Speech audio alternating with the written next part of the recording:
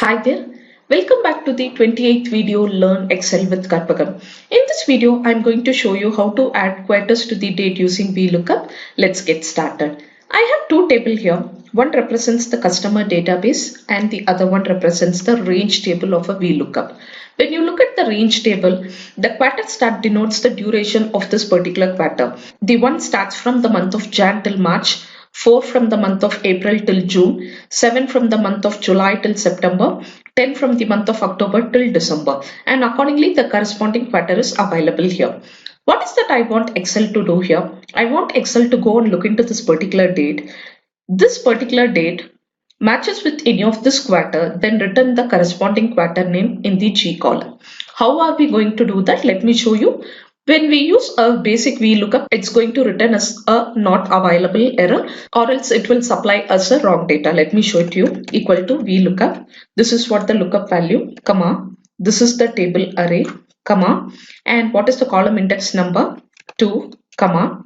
And is it that we are looking for a true match or a false match? I'm looking for approximate match, supply 1, close the bracket, hit enter. You can see 19 to 2019 is the month of February, which ideally should be in the first quarter, but it returns in the fourth quarter. You may be saying that I should have looked for an exact match. Okay, fine. Let me supply 0 here and click enter. See what happens. It returns as a not available error. Why this is happening? Because Excel have taken this particular date as a straight date and it compares this date with the quarter start, which is not available here.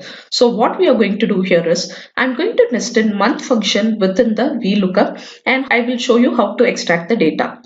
What I'm going to do here is I'm going to nest in month function within the VLOOKUP and going to extract the data here. Let's see first how to use a month function. Equal to the syntax of month is open bracket, you can see the serial number, which means when I go and click on this particular date, it will return me the month alone. When I click enter, you can see it has got me 2, which means this date belongs to the month of February. Let's get started. Equal to VL tab. What is the lookup value? Month. Open the bracket. Now nest the function. Close the bracket, comma, as usual, table array. What is the column index number? This quarter name is in the column index number 2, comma. Is it a true match or a false match? I'm saying get me an approximate match, 1. Close the bracket.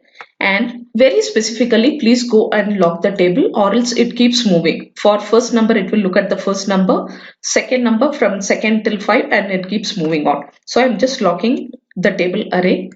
Go here, click enter. You can see the date belongs to the first quarter. When I go and double click at the pointer, you can see automatically it has got me in which quarter the customer has purchased the product. Or you can go and do a pivot table to find out how many times the customer has visited or which quarter has got the maximum sales or the maximum footfalls.